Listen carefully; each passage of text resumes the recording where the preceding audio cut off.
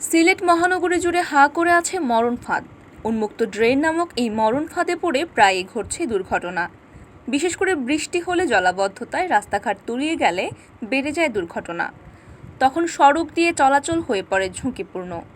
দিনের বেলায় ফুটপাত দিয়ে হাঁটতে গিয়েও স্থানে স্থানে ভাঙাচোরা ও উন্মুক্ত ড্রেনের কারণে ঘটছে দুর্ঘটনা।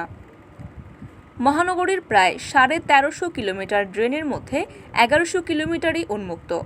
এই উন্মুক্ত ড্রেনের কারণে দুর্ঘটনা ঘটলেও সিটি কর্পোরেশন কর্তৃপক্ষ বলছেন খুব শিগগির এই সমস্যার সমাধান সম্ভব নয়। সকল ড্রেনের উপর স্ল্যাব বসাতে হলে একদিকে যেমনি বিশাল অর্থের প্রয়োজন, অন্যদিকে পরিচ্ছন্নতা কার্যক্রমে ঝামেলা পোহাতে হবে।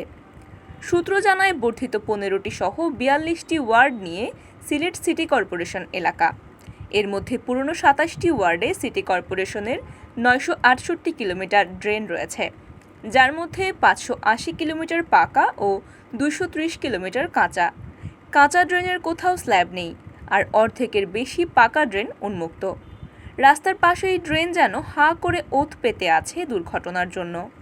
সিসিকের প্রকৌশল শাখার হিসেব অনুযায়ী পাকা ড্রেনের মাত্র 230 কিলোমিটার উপরে রয়েছে স্ল্যাব। এগুলো স্থানে স্থানে ভেঙে গেছে। স্ল্যাব ভেঙে দুর্ঘটনার আরও বড় কারণ হয়ে দাঁড়িয়েছে এই ড্রেনগুলো। এছাড়া সিসিকের হিসেব অনুযায়ী নতুন সংযুক্ত হওয়া 15টি ওয়ার্ডে রয়েছে 380 কিলোমিটার ড্রেন। এসব ড্রেনের পুরোটাই কাঁচা ও উন্মুক্ত, অর্থাৎ সিলেট সিটি কর্পোরেশনের 42 ওয়ার্ড মিলিয়ে মোট ড্রেনের দৈর্ঘ্য 1348 কিলোমিটার। এর মধ্যে 580 কিলোমিটার পাকা ও 768 কিলোমিটার কাঁচা, আর স্ল্যাবযুক্ত ড্রেনের দৈর্ঘ্য 230 কিলোমিটার ও উন্মুক্ত রয়েছে 1118 কিলোমিটার। সূত্র জানায় সিলেট মহানগরীর ব্যস্ততম সড়কগুলোর পাশে ড্রেনের উপর স্ল্যাব বসিয়ে ফুটপাত তৈরি করা হয়েছে, কিন্তু বিভিন্ন স্থানে এই ড্রেনগুলো ভেঙে পড়েছে। অনেক স্থানে ময়লা আবর্জনা পরিষ্কারের জন্য স্ল্যাব তুলে রাখা হলেও কাজ শেষে সেগুলো আর প্রতিস্থাপন করা হয়নি, ফলে ফুটপাত দিয়ে হাঁটার সময় প্রায় দুর্ঘটনা ঘটছে। আর বৃষ্টি হলেই ভয়ঙ্কর হয়ে দাঁড়ায় উন্মুক্ত ড্রেনগুলো।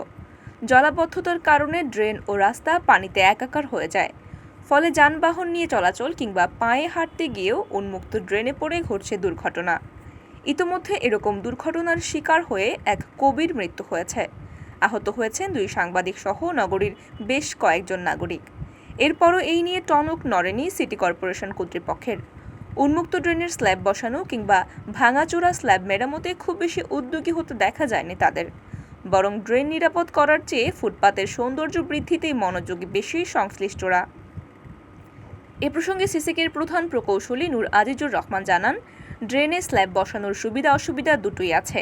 পুরো ড্রেন জুড়ে স্ল্যাব বসালে ময়লা আবর্জনা পরিষ্কার করতে বেগ পেতে হয়। অনেক সময় ময়লায় ড্রেন ভরে গিয়ে জলাবদ্ধতার সৃষ্টি হয়। তবে এটাও সত্য যে স্ল্যাব থাকলে রাস্তাঘাট থেকে ময়লা আবর্জনা কম পড়ে। স্ল্যাবের উপর দিয়ে মানুষ হাঁটাচলাও করতে পারে।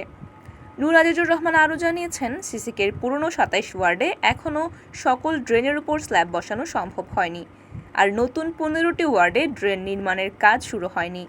এগুলোতে যখন সড়ক সম্প্রসারণের কাজ হবে তখন নতুন করে ড্রেন নির্মাণ করা হবে।